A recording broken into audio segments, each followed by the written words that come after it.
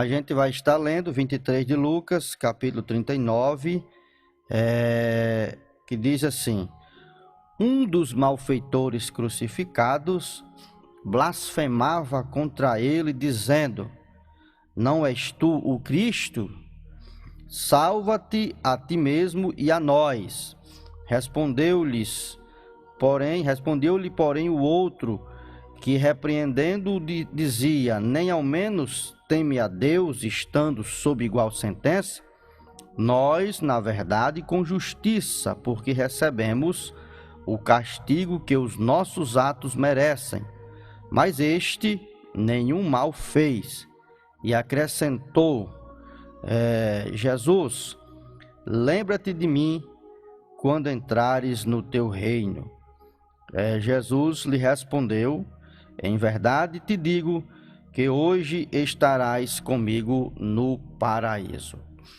Muito bem, nós continuamos hoje a série Pessoas que se encontraram com Jesus. E na medida que a gente ministra pessoas diferentes, com necessidades diferentes, com estilos de vida diferentes, eu acredito que a gente vai alcançando o maior número de pessoas que se enquadram na situação de cada uma das pessoas que a gente vai discorrendo na medida que a gente, dia após dia, ministra nos textos das Sagradas Escrituras. E esse é um texto muito conhecido, mas é muito conhecido mesmo. E eu quero lhe chamar para refletir a respeito da atitude diferenciada desses dois homens que estavam diante de Jesus, aliás, ao lado de Jesus. Jesus estava na cruz do meio, e a cruz do meio, ela pertencia a outro criminoso chamado Barrabás, e este outro criminoso chamado Barrabás foi substituído, Ele foi substituído. Tiraram Barrabás, que era quem de fato havia pecado e transgredido, quem havia errado, cometido seus crimes de sedição e de tantas outras coisas, e havia sido condenado pelo tribunal romano à morte. Mas algo aconteceu que o criminoso de repente foi inocentado. E quem fez isso foi o pedido da própria multidão, que teve a oportunidade de tomar a decisão por Jesus. Eu estava conversando com um amigo há muitos anos atrás, precisamente em 2001. Eu trabalhei muitos anos de servente de pedreiro. E no ano 2001 trabalhei numa construção que durou muitos meses, e eu evangelizava o pedreiro que eu trabalhava com ele. Eu falava exatamente do momento em que a multidão negou Jesus e começaram a bater em Jesus, e eu contando essa história. E o pedreiro de repente levantou-se bravo, jogou a colher no chão e disse: Irmão, se eu tivesse lá, eu não tinha deixado de fazer isso com Nosso Senhor, não. Eu tinha brigado com todo mundo para não fazer isso com Jesus. Aí eu disse: É mesmo, velho? Ele disse: É. Aí eu disse: Você quer aceitar Jesus agora como Senhor e Salvador da minha vida? Da sua vida? Ele disse: Não, aí não. Eu disse: Pois é, essa foi a pergunta que Pilatos fez. Vocês querem Jesus ou Barrabás? Foi a mesma pergunta que Pilatos fez, só está em outra ordem, em outro contexto. E você acabou de fazer exatamente como a multidão fez. Escolheu Barrabás. Então, exatamente, toda vez que a gente nega Jesus, que a gente recebe o convite de Jesus, a gente nega, a gente toma exatamente a posição que muita gente, que a multidão tomou e que um dos ladrões tomaram. Observe que os caras iam morrer, mas a incredulidade de muitos, a despeito da morte, mesmo sabendo que vai morrer, rejeita a palavra de Deus, rejeita Jesus e permanecem no caminho da incredulidade. Então tinha dois camaradas que eram ladrões, que foram crucificados à morte. Isso representa uma igualdade no gênero humano. Isso quer dizer que todos são pecadores. E deixa eu dizer uma coisa a você, que possivelmente você até hoje tenha pensado errado a respeito disso. Essa questão de pecado, ela é julgada, diferenciada entre nós seres humanos. Para a gente, quem mata alguém é mais ruim do que só quem rouba. E quem rouba é mais ruim do que quem mente. Então, para a gente tem essa diferenciação de pecados. Para Deus, não. Para Deus, todo pecado é pecado. Todo pecado condena. Pecado sem arrependimento condena. Leva para o inferno qualquer pecado. E leva para o inferno e afasta o homem. E deixa o homem eternamente longe de Deus. Então, não vá nessa que Deus vai julgar segundo os critérios humanos, não. Você foi só uma mentira. Então, eu vou deixar, porque você fez só mentira, você não matou. Não, não tem isso, não. Jesus, uma vez pregando a respeito de uma conversa que estava tendo sobre os galileus que haviam sido assassinados e sobre outros que a torre de Siloé tinha caído em cima, Jesus disse: vocês pensam que aqueles galileus que a torre de Siloé caiu por cima dele eram mais pecadores do que os outros? Não. Em verdade vos digo, se todos vocês, de igual modo, não se arrependerdes, todos de igual modo perecerão. Então Jesus aquilata todo mundo no mesmo patamar, nesse aspecto condenatório. Por que é que você acha que Jesus disse aos mestres da lei, que trouxeram uma mulher adúltera, apanhada em adultério? No outro dia eu falo sobre essa história mais a fundo. Por que é que você acha que Jesus disse: quem não tiver pecado, que atire a primeira pedra? Muitos deles ali não tinham adulterado. Muitos deles não tinham matado, não tinham roubado, eram religiosos. Agora, a consciência diz que pecado é pecado. Não diz que tem pecado maior ou pecado menor. O que vai diferenciar entre pecado são as consequências terrenas. Por exemplo, a consequência de quem mata é diferente da consequência de quem rouba. A consequência de quem rouba é diferente da consequência de quem mente.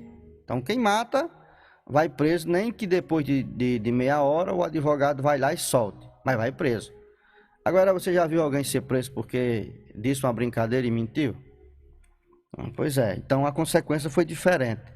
Mas então, humanamente falando, as consequências são diferentes. Eternamente falando, não. Todo pecado, de igual modo, afasta o homem de Deus. Então está esse cidadão aqui, esses cidadãos estão representando toda a raça humana.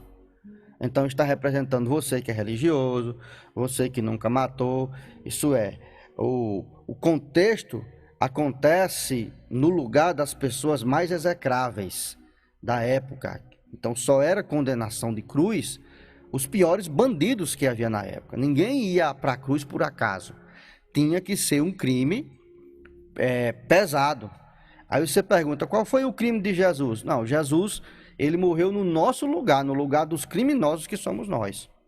Porque a Bíblia diz que para que houvesse remissão de pecado, tinha que haver derramamento de sangue, conforme a orientação do Antigo Testamento. Por isso que eram matados os animais que eram inocentes, eram sacrificados, para que o sangue deles fosse aspergido lá no propiciatório, na tampa da Arca da Aliança, que representava a presença de Deus no meio do povo, e aquele sangue inocente derramado ali satisfazia as exigências da justiça de Deus em relação ao pecado. Isso é, o pecado era expiado. Então Cristo, como Cordeiro de Deus, tinha que derramar o sangue dele, que é puro, que nunca foi maculado pelo pecado. É por isso que o cordeiro que era sacrificado, ele não podia ser com defeito e não podia ter mancha. Isso era um animal de uma só cor, que representava a pureza, e um animal sem defeito, que representava a perfeição de Cristo. Então, quando João disse: eis o Cordeiro de Deus, que tira o pecado do mundo, ele estava falando desse momento sacrificial. Mas Jesus tinha acusações graves. Você vê que o que levou Pilatos a matar Jesus foi uma questão política, porque os camaradas apelaram para a lei dele, E Jesus disse, e Pilatos dizia assim: eu não vejo problema nesse homem. Se vocês quiserem julgar conforme a lei de vocês, julguem. Então aí eles apelaram para a política, porque eles sabiam que Pilatos iria ceder. E disseram: se você soltar esse, não é amigo de César. Aí eles colocaram Pilatos contra César. E Pilatos imaginou: se eu não matar, se eu não mandar crucificar, eles vão enviar contra mim, dizendo que eu estou apoiando alguém que fez sedição, que era um crime grave em Roma. E aí iria colocar Pilatos em maus lençóis com César. É por isso que Pilatos foi obrigado a ceder, por causa dessa frase: se você soltar esse, você não é amigo de César. Aí acusar um romano, um judeu, acusar um romano de não ser amigo de César, era um crime imperdoável. E aí César, por força da política, foi obrigado a fazer aquele negócio. Aliás, Pilatos, por força da política, foi obrigado a fazer aquela arrumação ali. Mas está aqui os dois ladrões, na mesma situação, cometeram os mesmos crimes, mas tiveram atitudes diferentes em face de Jesus. Um representa a grande maioria, que é aquela que blasfema a despeito da sua vida miserável, blasfema contra Jesus, vive em guerra contra Jesus. Você sabia disso? A Bíblia diz: quem quiser ser amigo do mundo, constitui-se inimigo de Deus. Então, não existe meio termo nessa questão espiritual. Não existe em cima do muro. Eu estou em cima do muro. Eu sou quase crente. Não existe um quase céu, meu amigo. Não existe um quase céu, nem existe um quase inferno. Existe um lugar e outro, que é para um e para outro. Você entendeu? E a única coisa que evita que a raça humana caia no inferno é o sacrifício de Jesus, é a fé no sacrifício de Jesus. Independentemente de religião, não misture a fé verdadeira em Jesus com religião, porque aí você vai se embananar. Então um está lá crucificado e resolve fazer o que o povo faz. O povo só quer a cura de Deus, a bênção de Deus, mas não quer o Deus da bênção.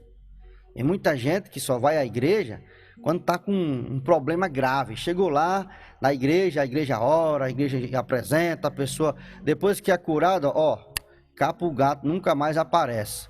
São pessoas ingratas. Então esse representa essa parcela das pessoas que só querem Deus como se Deus fosse um comprimido para dor de cabeça. Está com dor de cabeça, toma um comprimido. Não está com dor de cabeça, passou o efeito, pronto, então está tudo ok. Não precisa mais nada. Então não busca mais. Então tem gente que trata Deus assim. E aí o ladrão está lá crucificado, vai morrer. Ele conhecia os feitos de Jesus, mas resolveu morrer blasfemando. Eu gosto muito de enfatizar esse episódio. Um episódio de uma vez, há muitos anos atrás, na cidade de Serrinha dos Pintos, um sítio chamado Sampaio, salvo engano, eu acho que era esse o nome do sítio, na época que o presbítero Irani era pastor lá. Eu fui visitar um rapaz que estava em estado terminal, estava com cirrose, num colchão de água, já estava todo se desmanchando vivo. E aí eu cheguei lá para visitar o rapaz, e nessas horas a gente não tem muito o que dizer. É difícil você dar uma palavra a uma pessoa que está numa situação daquela.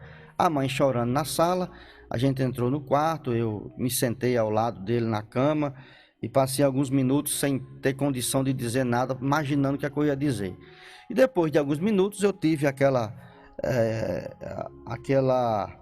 direção para fazer uma pergunta. Eu disse: amigo velho, cadê os seus amigos? Aí ele disse: nunca, jamais vieram aqui.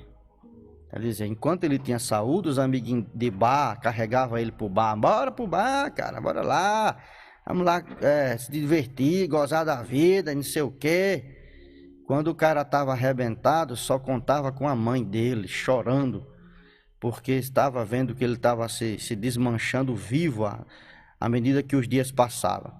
E aí, a partir dessa frase dele, que disse que os amigos dele nunca tinham ido visitar ele, eu comecei a ministrar uma palavra ao coração dele. Quando terminei a palavra, fiz o apelo, o cara já estava pertinho de morrer, fiz o apelo e ele me disse que não queria Jesus. Então tem gente que simplesmente resolve morrer na incredulidade. Mas do outro lado estava o outro ladrão, que olhava para Jesus, e interessante é que o ladrão via Jesus como Jesus realmente é. Ele disse para o cara: você nem ao menos temes a Deus? Então ele reconhece que Jesus é Deus, e reconhece que só Deus pode perdoar pecados e pode levar você para o paraíso, só Deus mesmo, por intermédio de Cristo Jesus. Ele disse: você nem ao menos temes a Deus, estando na mesma condição dele? E aí olha para Jesus e diz: Jesus, se lembre de mim quando entrares no meu reino. Mas isso não era uma palavra retórica, isso era um pedido de uma alma arrependida, que viu que passou a vida fazendo bobagens e que agora estava chegando ao fim e que precisava pelo menos ter paz eterna na sua alma. Aí você diz: quer dizer que eu posso aceitar um pouco antes de morrer. Diz que o menino perguntou a um pastor: pastor, quando é que eu devo aceitar a Cristo? E o pastor disse: 2 minutos antes de morrer. Aí ele disse: tá bom, eu sou novo. E saiu andando e depois parou e disse: mas quando é que eu vou morrer? Esse é o problema, é que o cara não sabe quando é que vai morrer. Você pode fazer o cálculo de viver 80 anos e ainda hoje você pode, a réia da força pode estar vindo buscar você, pode estar vindo me buscar ou não é. Pode ser que ainda hoje seja o nosso dia, pode ser que esse seja o último programa que eu estou fazendo. Pode ser, claro que pode ser. Ninguém pode garantir que não é.